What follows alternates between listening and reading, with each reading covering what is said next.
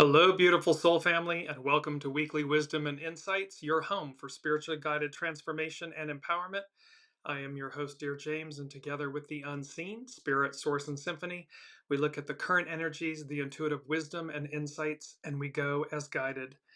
And we begin this episode, it's all about Venus, and you will see Venus, Mary Magdalene, the divine feminine, and this call to action. But before we get into that, welcome Kiki, welcome Alicia. Let's take a look at our main energies. So we've got double ones, the creative, initiate, because of course January is a 1 month and 2026 is a universal 1 year.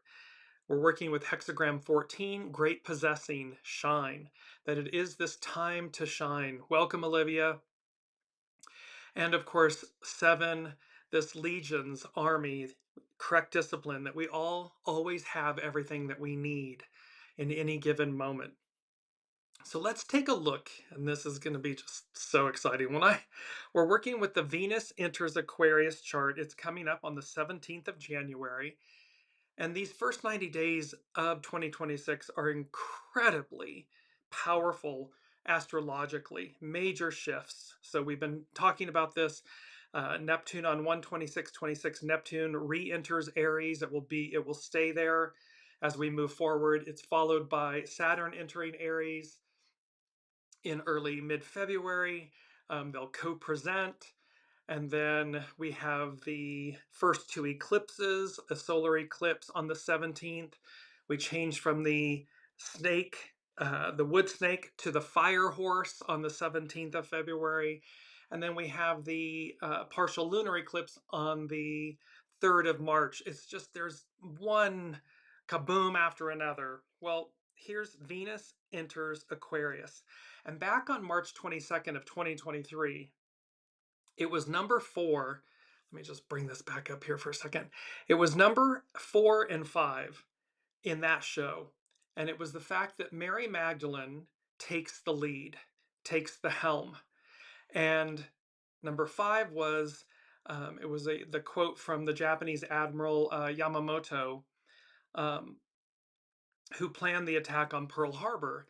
And the quote is, "I fear all we have done is to awaken a sleeping giant and fill him with a terrible resolve." This is all about divine feminine awakening, the awakening to that. And this, how Mary Magdalene takes the lead. So let's take a look. Venus, we're going to connect Venus, Mary Magdalene, and the Holy of Holies. But let's just take a look. I'm going to bounce back to this astrological chart. Well, the minute I saw this chart, again, intuitively, I kept hearing ZORRO, ZORRO. And 2026 is the Great Awakening, the Great Unfolding. So, ZORRO. ZORRO is Spanish for fox, a word implying cunning, cleverness, and slyness, famously embodied by the masked vigilante hero created by Johnston McCulley in 1919, who fights for the oppressed. His character in U.S. Westerns wears a black mask to hide his real identity when fighting evil, and is Hollywood's first swashbuckling hero. He wields a cape and a sword with panache and announces his presence by slashing the letter Z on a wall with his sword.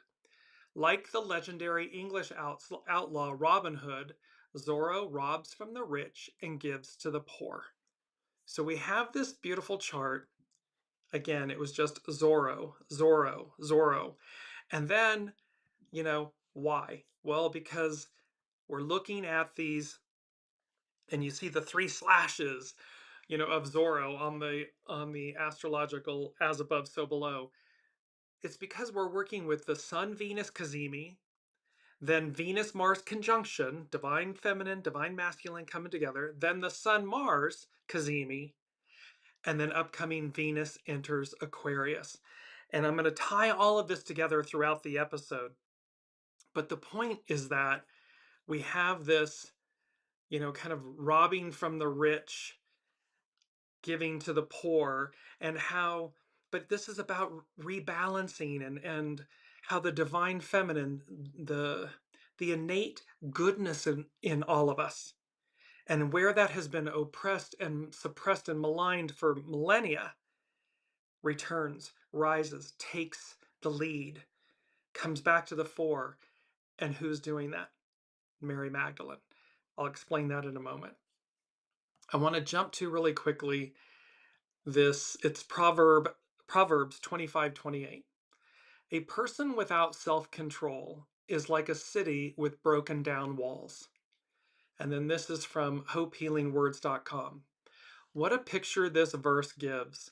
When someone lacks self control, they can bring a lot of destruction to those around them, like a city without walls. During biblical times, the cities had walls around them to protect them from other armies trying to conquer. If the walls were broken in any area, then it was useless and they could be easily conquered. This is what it is like for someone who lacks self control, even just a little bit. Think of this verse and the opposite of someone who lacks self control. Someone who allows the divine to be in control. Self control builds up protection like a city with strong walls. When you have self control and allow the divine to lead you, you have peace within yourself, just like a city will have peace within its fortified walls. And this correlates to hexagram 14, which is known as great possessing, shine, and how humility, authenticity, and is the actual basis, the foundation of self-control, self-discipline, and how that radiates and multiplies and amplifies in the most positive, empowering way, because it's being done from a place of purity and strength because of self-discipline, self-control. So we begin with that. Well, let's jump into our main theme. And our main theme is Mary rising, the Holy of Holies, a call to action. And you're going to hear this phrase, a call to action, a spiritual call, um, multiple throughout. You're going to see it in multiple different places throughout this episode of Weekly Wisdom and Insights, because that is what Mary is heralding, this call to action. Mary rising, the Holy of Holies. And let me just take us right to our mantra. Our mantra is rise. Spiritually, rise means to awaken, renew, and elevate, moving from a lower state to a higher one, symbolizing overcoming trials. It's a divine call. It's transformation and new life. It's a call to action to step into divine will and purpose, overcome challenges, and radiate spiritual light. We are being asked, guided, um, loudly shaken to this call to action to rise, that we have a choice and that we do not have to succumb to the shadow, to the goo, to that element of the past that we are facing. We need not double and quadruple down on that. We can turn and pivot. It doesn't mean to ignore where we are and the choices that collectively and individually have led us to this point. However, it's a call to action that says, rise, great possessing, shine your light, make better choices, different choices. And how Zorro, this Z-shaped, you know, that's coming from on high, and how that's going to rebalance the wheel. Because remember, it's about the wheel of fortune. 2026 is a 10-year, which becomes a 1 year. So it is, in the tarot, 10 is the wheel of fortune, which means the continuity of life and how the wheel is ever changing and moving onward, which also brings us into the magician, which is the master manifester. And so we co-create with the divine. We have all the tools we need within us to shine, to rise to this call to action. And why? Well, because we're meant to advance. That's the moral. That's the purpose of life, is to advance, to evolve, to ascend and transcend. It is not to go backwards.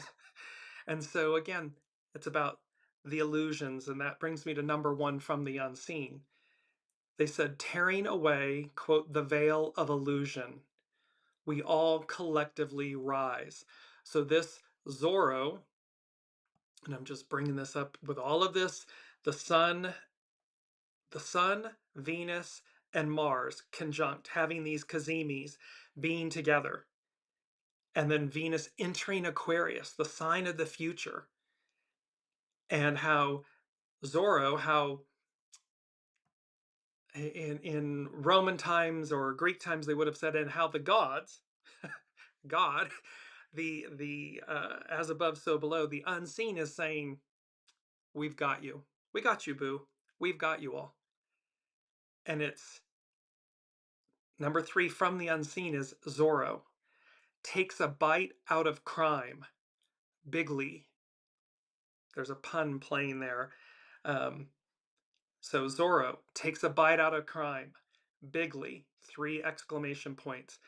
And then 3 slashes. So there may be 3 major events that take place, that transpire, decisions, actions, people finally rising to push back, that takes a bite out of crime, out of the goo. And that takes a bite out of crime is McGRUFF. It's the pardon me, let me put my specs on. The crime dog slogan. It's from the National Crime Prevention Council in 1980. This take a bite out of crime, and it's the McGRUFF crime dog. Well, that immediately went into number 4 of the unseen from them. And I heard Canis Major, that's the constellation Canis Major, Sirius A. Sirius A is known as the dog star. It's the brightest star in the night sky.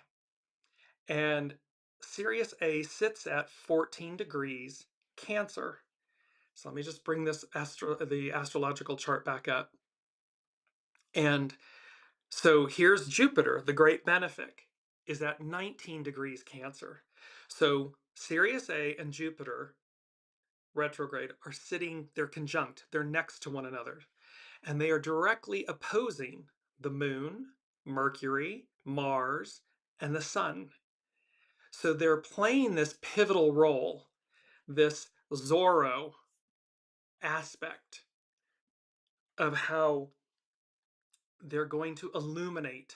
It's going to illuminate what's been hidden. It's going to take a bite out of crime. It's going to level the playing field, is what I'm hearing. This kind of reset. Remember, it's a hard reset, this hard reset. And that in essence, no matter how you try to create evil and chaos and discord in the world, there is a higher power in charge. There is a higher power that can wipe out. Again, if you're, that Proverbs, if you're not utilizing self-discipline, self-control, well, then, a person without self-control is like a city with broken down walls.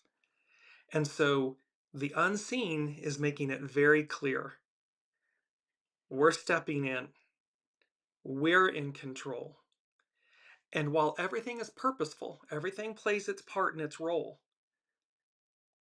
so that we see, is this, individually and collectively, is this the world we wish to live in? And when that answer is a resounding no, it's not.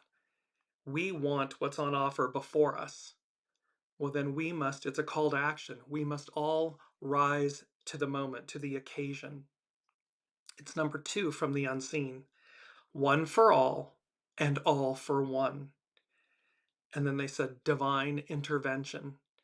Because remember, we're all in reciprocity. So what we do to another, we do to ourselves.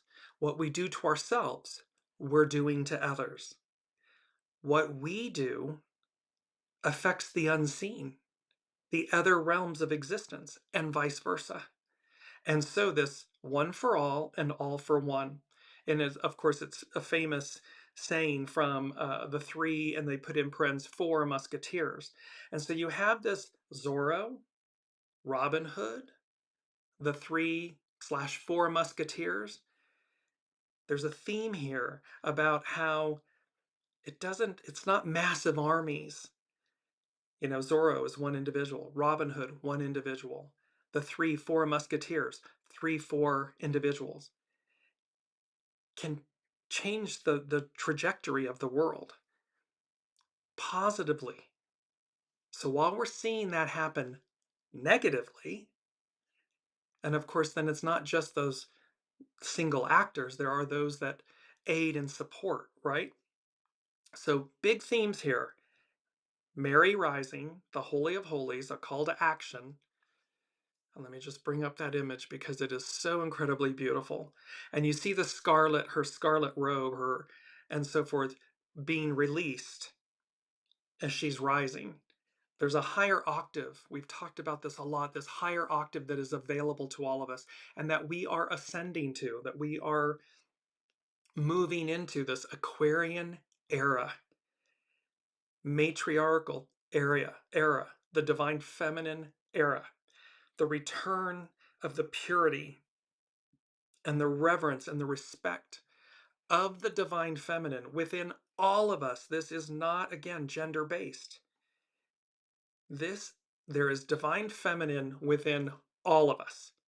And divine masculine, of course, and where are those in harmony and where are they out of balance? And so this Mary rising is about bringing back the harmony and the divine feminine element so that we get into harmony, so that we learn how to speak with one another and treat one another. And first and foremost, we must figure out how to do that with ourselves. So first and foremost, where are we within ourselves? Where are we out of balance? Too much yin, too much yang, not enough? Where are we individually? And then how does that ripple out into our relationships, our communities, our governments, our nations, our world? That's where we are. So we have tearing away the veil of illusion. We all collectively rise. One for all and all for one, divine intervention, and this has Zorro, Robin Hood, the 3/4 musketeers, and how Zorro takes a bite out of crime, bigly, 3 slashes, so 3 major events upcoming, and this Canis Major, Sirius A, how Sirius A, the star, is conjunct Jupiter. It's known as the dog star, and brightest star in the night sky. It's our closest, so the Canis Major dwarf galaxy is our closest galactic neighbor. And how this conjunction and what's happening with all of this, and the unseen said, get ready to rumble. Well, get ready to rumble. It's a famous catchphrase of boxing announcer Michael Buffer, signifying the start of a fight or competition, originating from Muhammad Ali's Rumble, young man rumble, and trademarked by Buffer, becoming a massive cultural phenomenon used across sports, entertainment, and media for decades. Here's the important, to build excitement and signal impending action. So here the unseen is talking about Canis Major, the constellation, our closest galactic neighbor, Sirius A, the brightest star, conjunct Jupiter, the great benefic, Zorro, Venus entering Aquarius, and all of this, and the Cazimis, and this get ready to rumble, this trademarked announcement to build excitement and signal impending action in a positive way. We see some impending actions that could be very negative, catastrophic, creating further chaos. But the Master Weaver, the host, says, not so fast. Not so fast. So let's jump into, and I'm going to tie this in Here's Chani Nicholas, the astrologer. This is from her, the weekly issue number 98. Welcome, Elizabeth. Sorry, let me just see. Yes. And Chani Nicholas is talking about endings equal new beginnings. Ready those finishing touches. It's time to get your projects into tip-top shape. The beginning of the week brings inspiring combos, new connections, and the motivation to wrap up old business. Hint, for best results, mix work with play. When Venus, the planet of fun and relationships, enters Aquarius on Saturday, the 17th of January, our focus shifts to our communities. But, and also, Mercury, the planet of communication, teams up with Mars, the planet of aggression, on the same day. So prepare to cut through any tension that builds and say what needs to be said. Sunday's new moon in Capricorn, which we'll cover next week, will help you tie up any remaining loose ends. Allow yourself time to contemplate what's worked and what's tired. Then outline your next goals. See, again, we're out with the old, in with the new. This is from last week's, that was a blank slate, 2026, a blank slate. So there's this kind of like, and we're ending the year of the wood snake. We finish on the 17th of February and enter the year of the fire horse. So in the ending is the beginning, beginning is the ending. So we've got all of this energy. These first 90 days are high octane. So let's bring it back. So I want to go to Gene Key 61. And this is from Richard Rudd, Gene Keys, The Pulse. And Gene Key 61 is known as psychosis, inspiration, sanctity. What if everything in your life were sacred? So in essence, what if we treated everything in our lives as though it were sacred? It would be a different world. We would be different. Gene Key 61 is about inspiration from the higher planes. Mary rising, the Holy of Holies, a call to action, how Mary Magdalene takes the lead. This is the key of sanctity, where everything, even the lowest of the low, is seen and known as sacred. Try applying this to something in your life this week, but always ongoing. And this is a quote from Richard Rudd. Kindness is an extraordinary power. We can speak words of kindness and let that kindness resonate through our voices as genuine feeling coming from inside of us. Open to this possibility. And perhaps together we can tune into the currents of what it means to truly thrive as a species, even in times of change. We are in times of great change. And so we're moving, remember this is from psychosis to inspiration to sanctity to the revered. Well, I want to bring in, this is again continuing with Gene Key 61. And this is from Glinda Hilsentiger, with credit to Alicia Hugevild and Christina Crow. And Gene Key 61, Sanctity. The 61st Gene Key moves from the shadow of psychosis to the city of sanctity, and it is the way of inspiration. We think that the world our mind sees is the world, yet this is not seeing the world created by the heart. This is our civilization.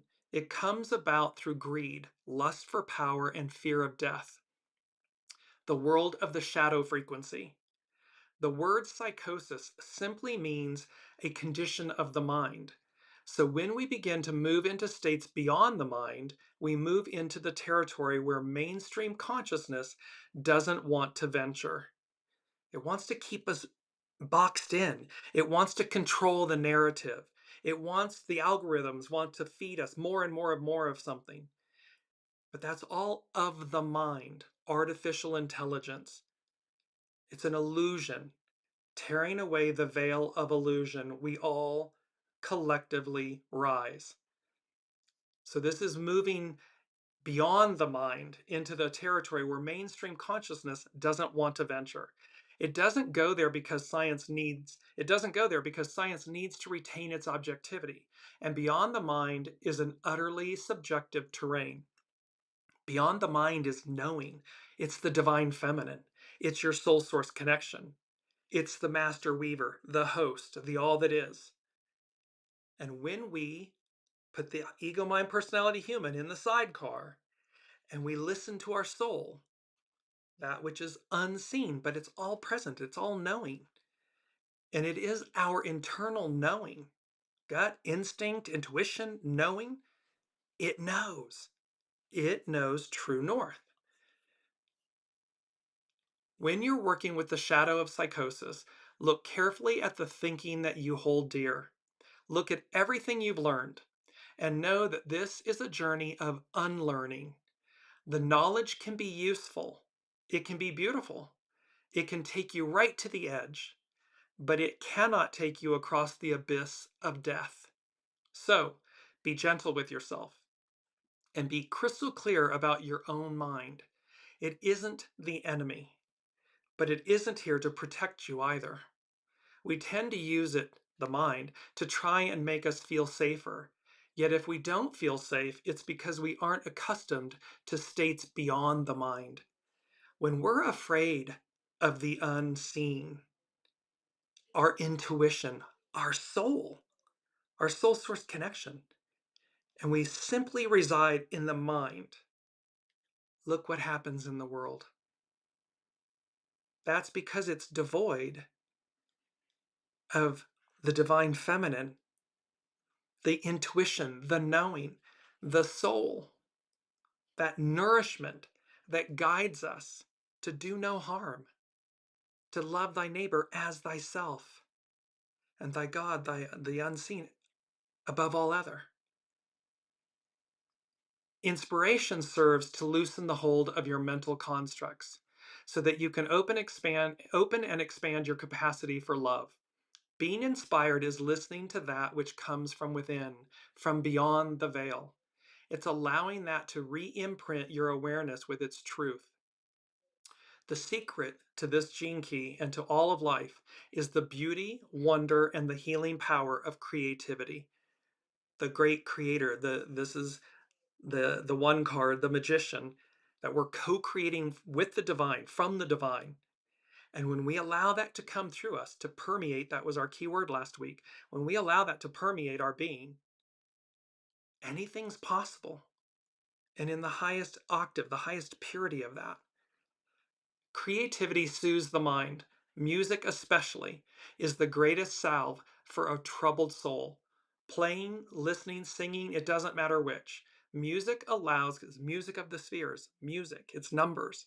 So music allows the mind to find its natural geometry, its harmonic basis within the world. The gift of inspiration is playing with the music of creation, whether it's dance, art, building, gardening, cooking, anything that has heart. That is attuned to a higher harmonic principle. Music has the power to move people, to lift us up, to excite us, to invigorate us, to care for us, comfort us. To be inspired means to be filled with the breath of life, to allow your soul to express its deepest longing, meaning its deepest purpose, its deepest value, to experience what it feels like to be divine. The 61st gene key looks for the sacred by creating it. It seeks the holy. It aspires to become empty in order to be filled with the divine. And only if you've cleaned the inner temple can the higher emanations enter. This is about emptying the vessel, honing and polishing our stone, making space for the new, making space for the divine. Because again, if we're locked in our ego, mind, personality, human, our thoughts, and those thoughts are impure, destructive, we bring more of that to us. However, when we connect to a higher octave, a higher power, and we make space for that to enter, then it becomes all encompassing. It permeates. So even the smallest speck of fear will keep the divine from entering. It takes courage to follow this path. It's a lonely but lovely path. This is that path where we're threading the needle. It's that very fine path, the path less traveled. And yet once we hone and polish that, we exercise the soul, we exercise that muscle, it grows in strength and confidence and presence. And so this is that beautiful, and here's something that everybody, when we have, intrusive thoughts or fear, simply stop and say faith. Repeat the word faith. When you're feeling fear, just keep saying to yourself the word faith, faith, faith, because they cannot coexist. Faith and fear cannot coexist at the same time. So you shift yourself, which means you're shifting your entire energy, your entire octave that ripples out to choose faith. Or you can repeat the word love. So when something fear-based comes in, repeat the word love.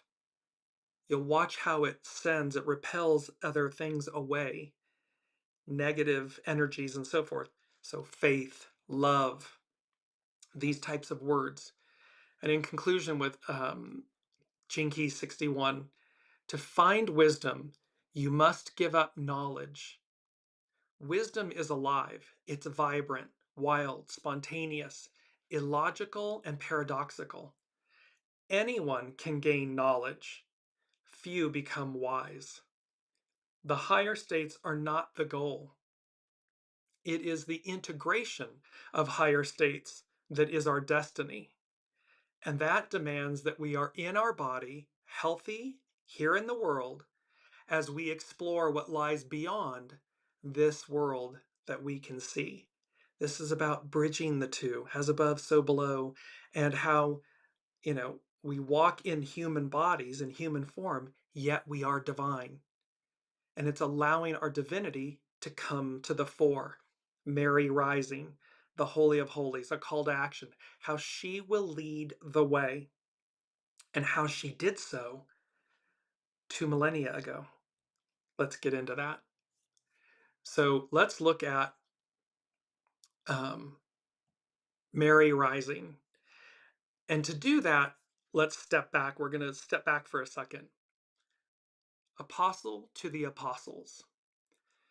Mary Magdalene is called the apostle to the apostles because she was the first person to see the risen Christ and was commissioned by him to announce the resurrection to the male apostles, who initially disbelieved her, making her the first messenger of the gospel's central event, a title formally recognized by figures like St. Thomas of Aquin and the Catholic Church.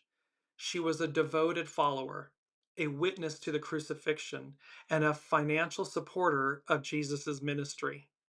St. Thomas of Aquin called Mary Magdalene the Apostolorum Apostola, apostle to the apostles, because she was the first person to witness the risen Christ and was commissioned by Jesus to announce his resurrection to the apostles themselves, making her the first messenger of the gospel's most crucial event, a role emphasized by her deep love and perseverance.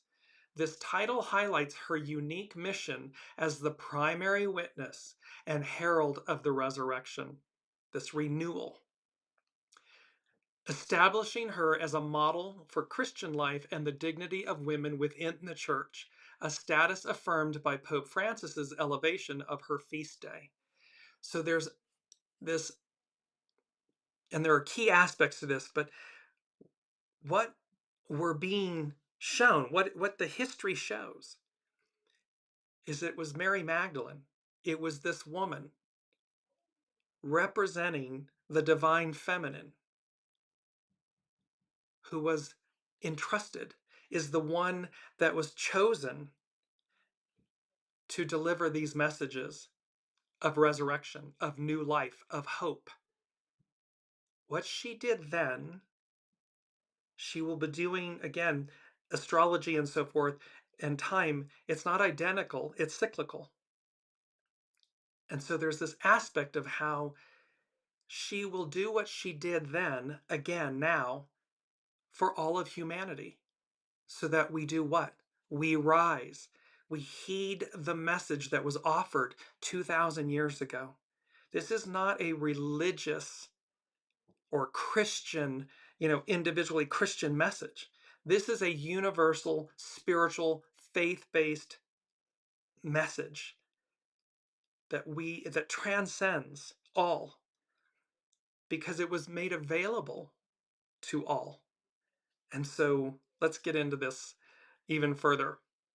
So she's a devoted follower, Mary Magdalene. She traveled with Master Jesus and the other women, providing for the group from her own means. So Mary Magdalene was a woman of means, meaning she was wealthy, but also spiritually wealthy. So monetarily or of the earth wealthy, but spiritually wealthy. She's present at the crucifixion and the burial. She's the first witness. And then she is given this title of the apostle to the apostles because of that. It even states in the Bible that she said, I will reveal to you that which the Master Jesus, kept from you to the other apostles.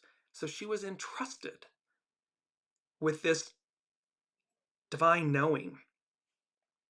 Mary Magdalene's experience highlights the themes of transformation, faithful love, and inner wisdom, inviting others and followers to trust revelation, it's awakening, and inner knowing.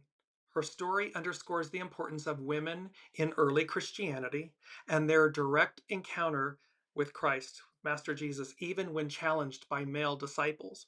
So here, look at the four. So we've been in this era of patriarchal Piscean rule, and how the divine feminine has been challenged, and how we've all been, shown to how to dim that light, the light of the divine feminine.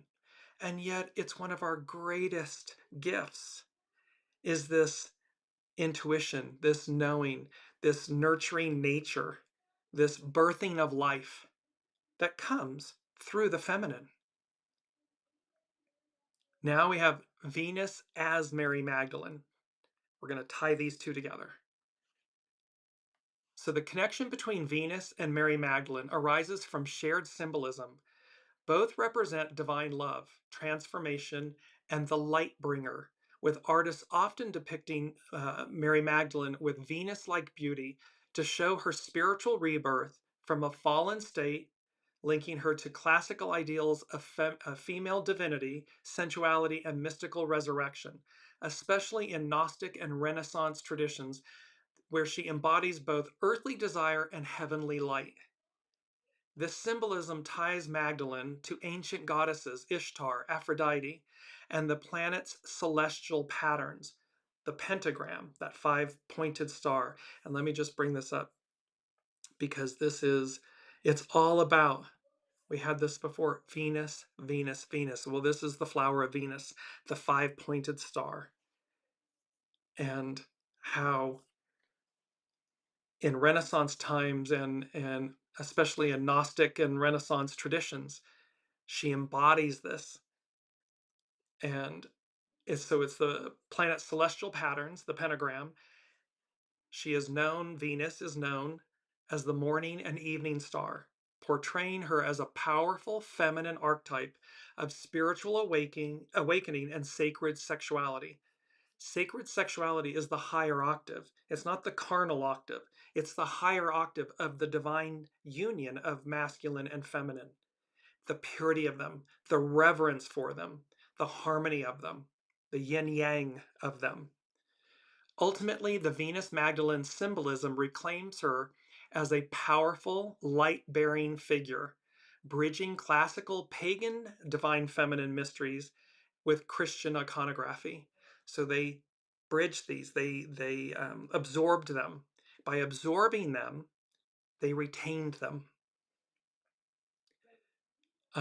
Key connections, interpretations: Mary Lucifera and the Lightbringer. In some traditions, she's called Mary Lucifera. Lucifera means Lightbringer, connecting her to Lucifer, the ancient Roman name for Venus, the morning star. In Gnostic texts, she's seen as a vessel for spiritual wisdom, Sophia, embodying the soul's ascent from illusion, or tearing away the veil of illusion. We all collectively rise. So she's seen as a vessel for spiritual wisdom, known as Sophia, embodying the soul's ascent from illusion, the Venusian realms, to divine wholeness. This is all bringing us about, and the orbit of Venus creates a five-pointed star, a pentagram on Earth, linking her to ancient wisdom and the petals of Venus, symbolizing the divine feminine cycles. During the Renaissance times, we had the troubadours and this reverence, great reverence for the divine feminine.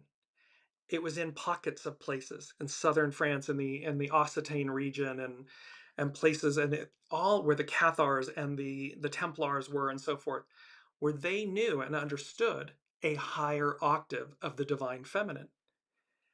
And yet the powers that be at the time snuffed it out, suppressed it.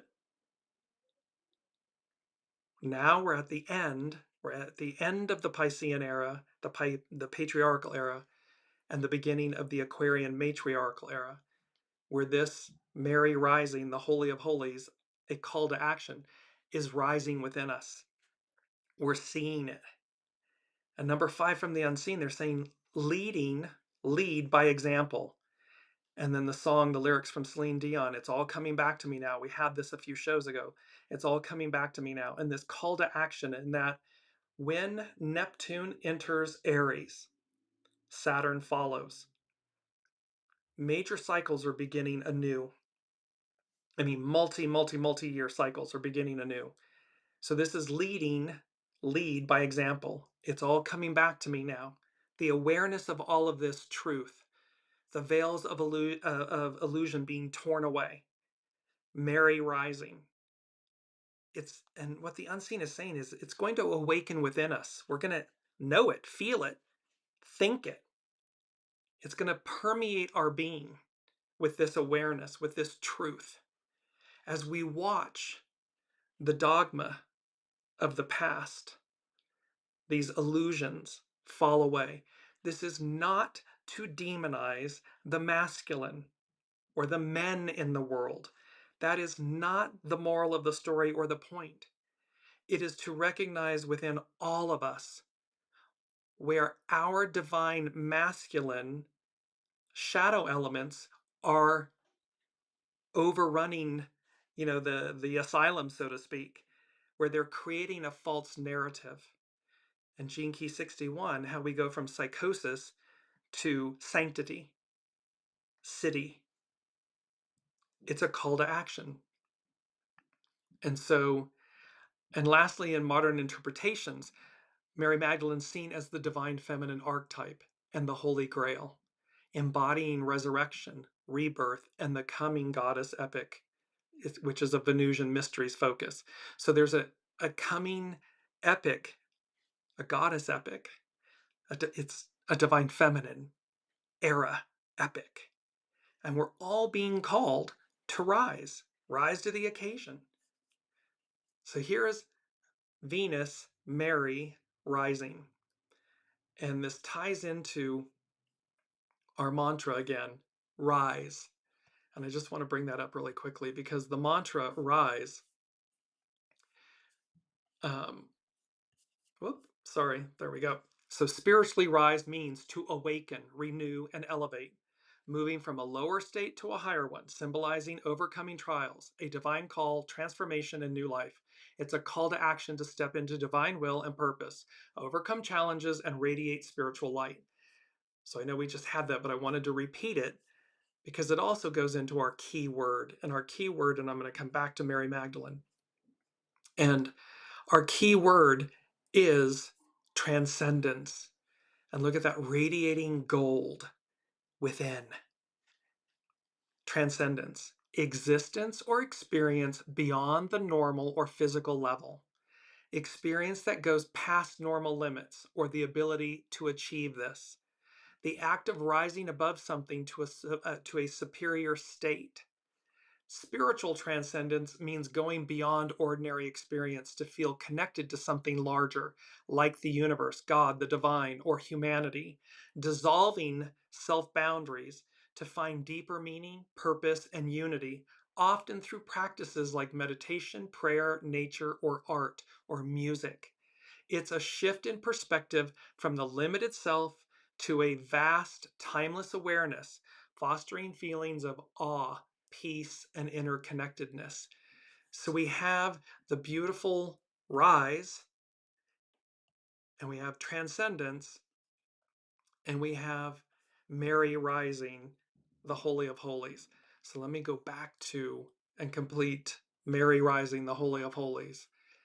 So again, spiritually, Venus, being Mary, rising signifies an awakening of the divine feminine, embracing beauty, love, pleasure, and self-worth as powerful forces, moving beyond superficiality to embody softness as strength. So we don't need to roar. We don't need to over-exercise our divine masculine. We can just be in resonance, in balance, in harmony. Know when to speak, meaning when to, hey, set a boundary, and when to just simply be. We don't have to yell and scream and run roughshod over others.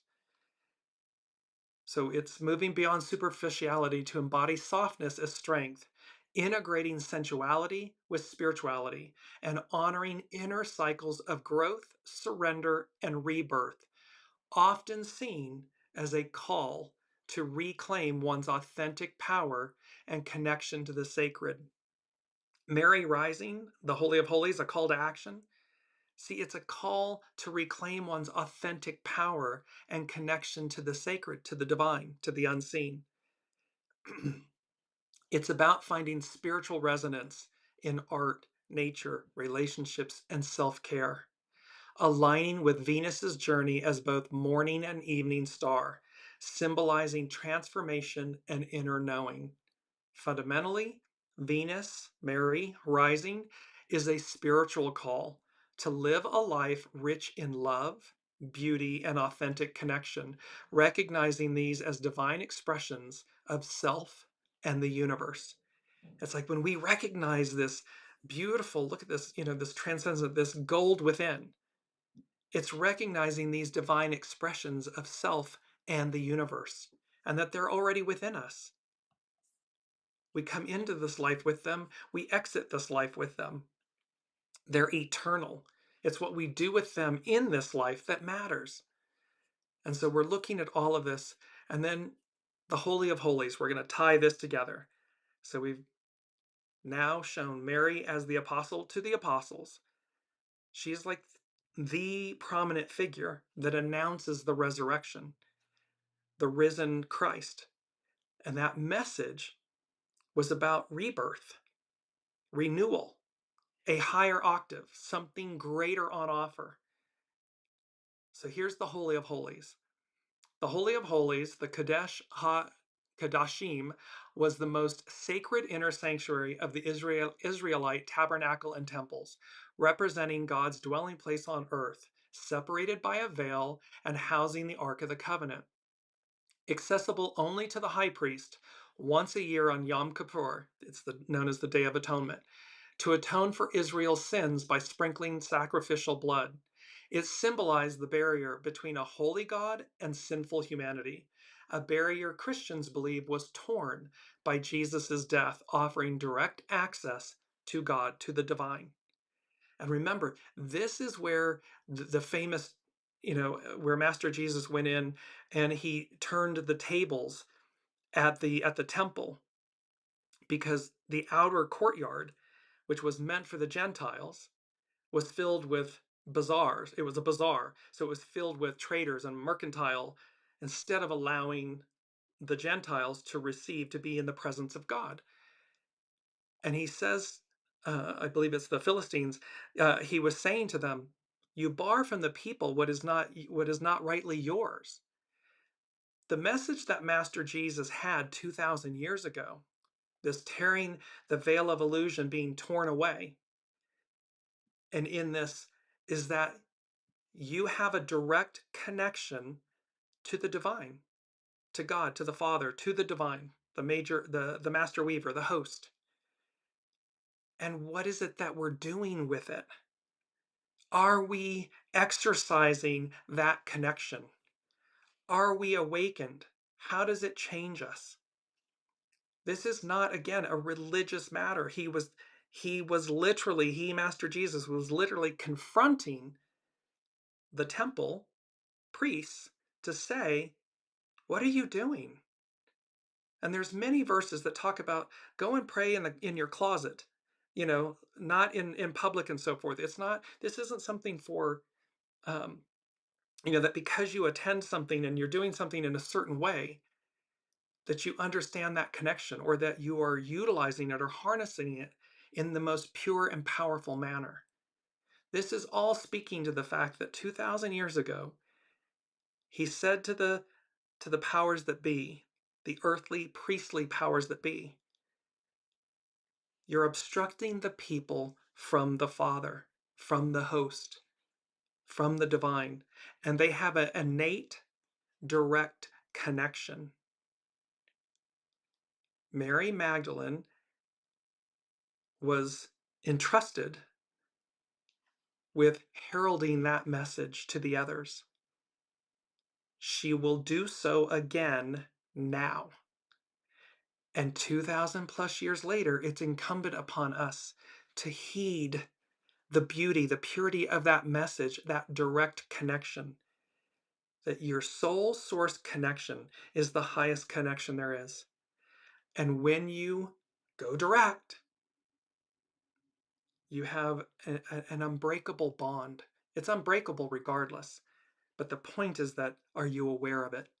This is a Mary rising, one for all and all for one, divine intervention. We all rise. We all collectively rise. In Judaism in the Old Testament, the innermost room of the tabernacle and later the Jerusalem temple is where the Holy of Holies is. It contained the Ark of the Covenant, the tablets of the law, and the mercy seat where God's presence, the Shekinah, manifested. Access was strictly forbidden to all but the high priest, who entered once yearly on Yom Kippur for atonement rituals. It marked the ultimate presence of God, of the divine, requiring immense holiness and separation from sin. But remember, Master Jesus tore that requirement and opened the way. In Christianity, Jesus' death is seen as the new access, the tearing of the veil, signifying that his sacrifice opened a new direct path for believers into God's presence, into the divine. Christians believe that believers can now enter the Holy of Holies, meaning God's presence, the divine's presence, through faith. Faith in Master Jesus, faith in the unseen, faith in the divine, and Master Jesus as the ultimate high priest. The veil, a thick curtain embroidered with cherubim, separated the Holy of Holies, symbolizing the barrier between the divine God and man. In Solomon's temple, the Holy of Holies was a perfect cube, symbolizing perfection and God's all-encompassing presence. Now we connect Mary Magdalene and the Holy of Holies. This connection between Mary Magdalene and the Holy of Holies centers on John's Gospel account, where she sees two angels at Jesus' empty tomb, a scene interpreted as mirroring the Ark of the Covenant's cherubim in the temple's Holy of Holies, making her the first to, quote, see God's, the divine's presence in a new, accessible way, thus becoming a priestly figure and apostle to the apostles, who proclaims the resurrection. Jesus transforms the tomb into a new holy space, and Mary, once seen as or mistook as deeply defiled, becomes a model for this new access to God, to the divine, a significant shift from the Old Testament's exclusive priesthood. The priesthood was um, divine masculine, patriarchal. This was a shift from that moment. It's 2,000 plus years later. And the moral of the story is the divine feminine, she's the one that heralded the message. She is the one that led us to this this awakening, this possibility. Yes, by all means, it is Master Jesus, the Son of God. Yes, yes, yes, yes, yes, yes. Without it, it all doesn't happen. And yet the divine feminine, the knowing, is what spreads the word, the awakening to this direct connection to God, to the divine, to the unseen. And so the tomb is the Holy of Holies, the empty tomb where Jesus' body lay becomes a new sacred space, a new Holy of Holies. The two cherubim, the two angels at the head and foot of where Jesus lay, directly recall the two cherubim of the Ark of the Covenant, between which God's presence dwelt. Mary's priestly role. By seeing this vision, Mary Magdalene assumes a role similar to the high priest who alone could enter the Holy of Holies, but now for all believers. For all believers of the unseen, for this higher octave of being. She becomes the first person to see the risen Christ and is commissioned to announce his resurrection, fulfilling both priestly, seeing the holy, and prophetic, proclaiming roles. And then she's finally honored. Pope Francis finally honors her by acknowledging her title of apostle to the apostles, and recognizing her pivotal role in announcing the resurrection, a task traditionally reserved for the apostles, men. And this, of course, it's not a hidden understanding or secret. Look at the empowerment and the power of the divine feminine. And so when you're in fear or afraid or don't wish to share that power, that empowerment, you malign, you oppress, you suppress. And that's where we've been. And we're disconnected from that intuition, that knowing. It's greatly diminished. Well, Mary rising, the Holy of Holies, and it has symbolic significance. In the new covenant, Jesus' resurrection redefines holiness, opening up direct access to God, to the divine, symbolized by Mary's experience at the tomb, moving beyond the restrictions of the Old Testament temple. Mary's story highlights the transcendent themes of love, forgiveness, and transformation as she moves from a figure associated with sin in later traditions to the primary witness of Christ's new life, our new life. And so again, what she was entrusted with, empowered with, then the unseen is saying, here it comes, she will do so again. And that this time we heed the message, leading by example. It's all coming back to me now. This awareness of the truth. Number 6 from the unseen, they said, I heard the lyrics, hey sister, go sister, soul sister, flow sister. It's the lyrics from Lady Marmalade.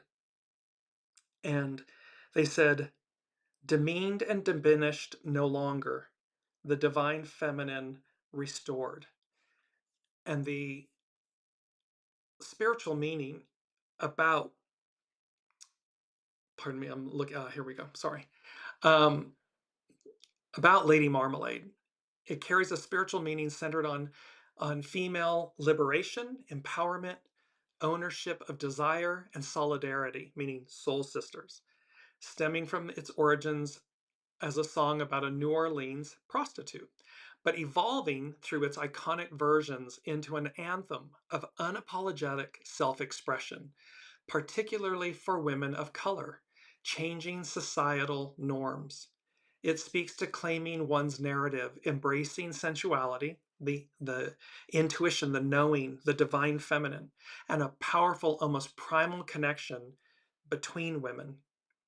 And so again, this is where the pendulum has swung so far one direction for so long. The natural, not outcome, but you expect the pendulum to swing wildly to the other side. And this is where I say again, it's so important for us to heed the message that the divine feminine and the matriarchal era, the Aquarian era is about harmony, balance, unity, oneness, where the two, the divine masculine, the divine feminine, are in unity and harmony with one another. It is not, pardon me, the divine feminine over the divine masculine. And so we must address the fear, we've got to address the elephant in the room where the divine masculine, who's been in charge for 2,000 plus years, is threatened, feels threatened. And for those that are, gendered female, recognize how that fear of the divine masculine creates. It's within us. It does not matter that your gender is female in this lifetime, because that divine masculine fear resides within all of us. So how do we bring them into unity and harmony? That's what's most important. And so we have this number 6, the Lady Marmalade. Hey, sister, go, sister, soul, sister, flow, sister. And how the demeaned and diminished no longer, the divine feminine restored, it rises. And lastly, I want to jump to, we have 2 more things. I'm mindful of the time, so I want to get this all in because it's such a big show this week. And this is from astrobutterfly.com. And she's speaking about Sun conjunct Venus and Mars. All is fair in love and war. And this is an excerpt from this. And I'll post all of these on the Dearjames Facebook page.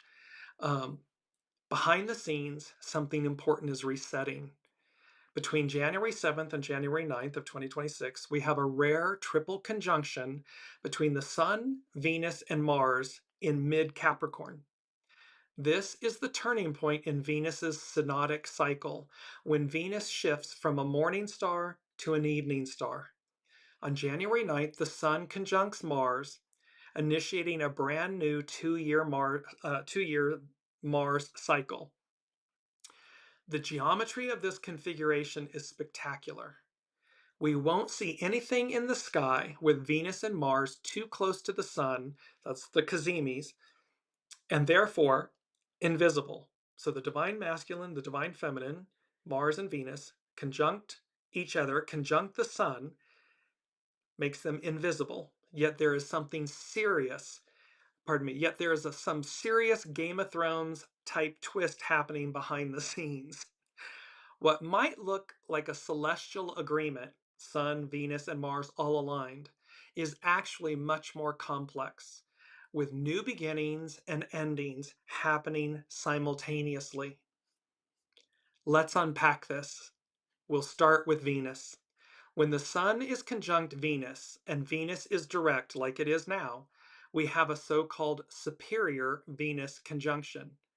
This is the quote full moon, or better said, the full Venus phase of Venus's 584-day cycle, a culmination or turning point where something about our values and relationships reach a peak and then matures into a new phase. Basically, Venus hits a climax point in her story. After wandering the early morning sky, doing her own thing, Venus is now connecting with the Sun, our life purpose, and being brought into conscious alignment with it. Let's drop the nonsense. This is what I actually want. This is less about outer events and more about Venus doing something decisive on the inside. This is an awakening. This is a shift. This is a hard reset. This is Mary, Venus, Mary rising, the Holy of Holies, a call to action. When Venus conjuncts the Sun, something clicks. And as a result of this click, we re-rank our priorities, rewrite relationship contracts, and redefine what's worth it and what's not. What about Mars? Mars's cycles are about how we go after what we want, because remember, it represents the creative force, the divine masculine. Mars cycles are very important because they describe what we are actually doing in the real world. When Mars is reborn with the Sun, our instincts reset, and we feel motivated to start again with a new set of goals. A Sun-Mars conjunction, Cazimi, marks the beginning of a brand new hero or heroine's journey. a time to start fresh with new intentions and make new commitments. So you see how this is all aligning, like there's a new year. Then there's the switch between from the Chinese New Year, from the wood snake to the fire horse. We have Mary rising, the Holy of Holies, this call to action, a divine call. astrobutterfly.com, Sun, Venus, and Mars. What's especially interesting is that right now the Venus and Mars cycles overlap, creating a triple Sun, Venus, Mars conjunction. This triple conjunction is not, pardon me, is not accidental, but part of a pattern. Venus-Mars conjunctions form a broader 32-year rhythm. Each conjunction belongs to a series, and in the midpoint of each series, there is a Venus-Mars-Sun conjunction. So we've got a 32-year cycle or rhythm, and then in the middle of it, they come together. New series begin in a Venus-led way. She's calling the shots. The whole cycle is basically rooted in these Venusian values and desires that have been stirred inside of us. Pardon me. So the Sun-Venus-Mars conjunction is the midpoint checkpoint in the Venus-Mars story, where the relationship between desire, Venus, and action, Mars, is recoded through the Sun. It's reborn. This is that, it's our mantra, rise. It's that phoenix. It's like the phoenix rising of Venus and Mars in this relationship and what it means. However, in this dynamic, in this 32-year rhythm and cycle, Venus is calling the shots. The divine feminine is calling the shots. What might look like a celestial agreement, Sun, Venus, and Mars all aligned, is actually a high stakes, behind the scenes rewrite. Venus is at a turning point in her cycle. Values, desires reorient. Mars is at the start of his cycle. Will and action reset. Venus and Mars meet. The lover and the warrior renegotiate the terms. All of this unfolds under the sun. Identity and purpose become the arbiter. The sun is our identity and life purpose. So this checkpoint is a reality check, clarifying how our wants and desires need to be adjusted if they've become misaligned, unrealistic, or out of touch with a deeper purpose. Well, that's exactly what's happened. We've been misaligned, out of touch with our deeper purpose, our deeper truth, and our deeper knowing. And thus, it's time to rise. And here comes that hardcore reset, that renegotiation between the divine feminine and the divine masculine. From this adjustment, Mars then takes the lead, translating revised values into action and taking the necessary steps to make these recalibrated goals and desires real. So the divine masculine receives what the divine feminine, here's the plan, and then we harness that creative force, that divine, the purity of the divine masculine, to go make it real. The conjunction between Venus and Mars is incredibly important because Venus is the feminine, yin principle, and Mars the masculine, yang principle. When the two meet, creation becomes possible. Something that didn't exist before takes shape through this chemical reaction, this coming together, this higher octave. The Sun-Venus-Mars conjunction is in Capricorn. Capricorn is the part of the zodiac where the rubber meets the road. Goals, systems, deep commitments, contracts, status, and long-term consequences. When the Sun, Venus, and Mars meet in Capricorn, we become more driven and motivated to clarify our personal wants and desires and find ways to manifest them in the real world. This is when our sense of drive and achievement is at an all-time high. So all of this is occurring in Capricorn. So we have, and Elizabeth is saying, is this similar to staying in a peaceful patience or applying inner peace through each action? Possibly both. Yes, we are threading this fine needle between the past and the present future. And It is the path less traveled.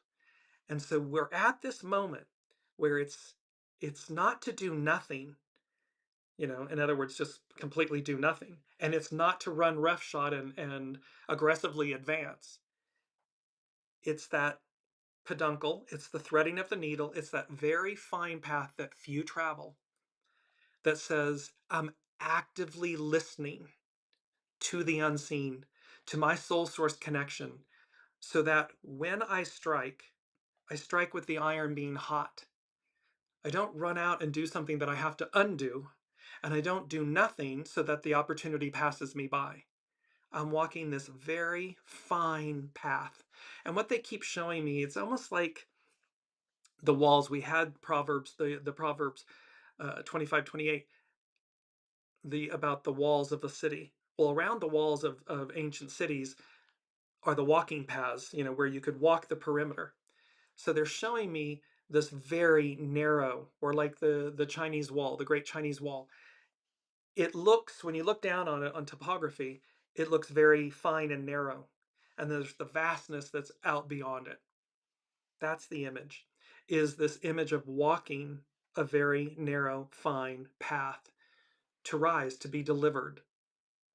And so, however you stay in harmony and pace and peace with that, so again, faith, love, anything that balances you to stay in the mindset of that you're walking that fine path, and that you do so with willingly, with exuberance, with faith and determination and commitment, knowing that you will be delivered exactly where you need to be. That is what all of this is speaking to, and that Mary, Master Jesus, all of everything that happened 2,000 years ago is being brought to the fore for us to heed the message of what was on offer then.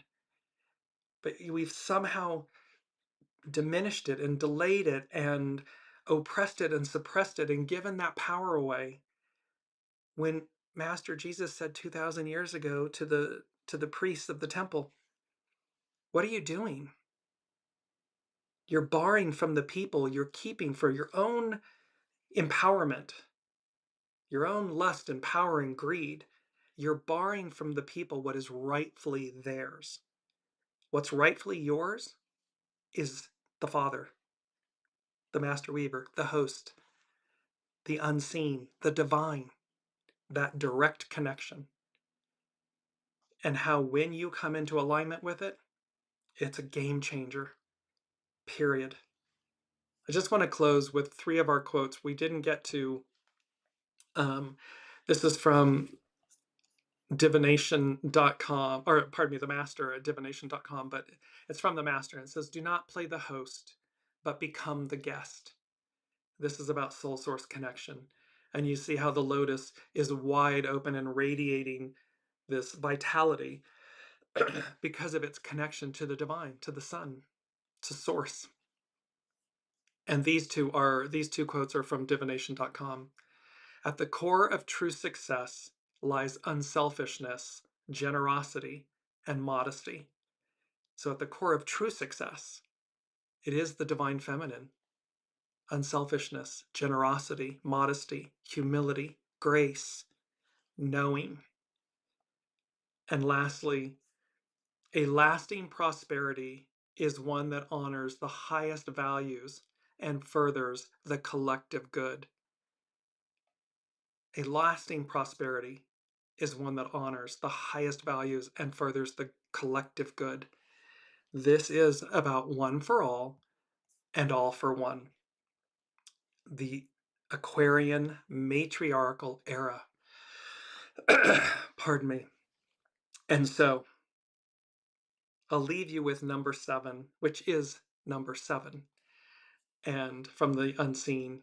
And of course, 7 represents the foundation of God's word, of the divine's word, and it represents divine perfection, completion, and fulfillment. This isn't just commentary. This is a promise fulfilled. It's the foundation of all. And that is where we find ourselves in this second week of January, which is the 14th of January. Well, it's divisible by 7. And last week was January 7th, a 7. This culminates in a 7. So we have this trifecta statement about the foundation, pardon me, of the divine's word. This divine completion and fulfillment, our deliverance. And just going to bop this back up because I love it. Zorro, watch how this Sun, Venus, and Mars conjunction, and how Venus is in charge, and the Mary rising and the Holy of Holies, a call to action. Watch how Zorro takes a bite out of crime bigly. Watch and be ready. All right, we will see you all next week. Thank you for your presence, your comments, your likes, your shares, your subscribes. All of this helps Weekly Wisdom and Insights in the channel and everything. So until next week, we will see you then.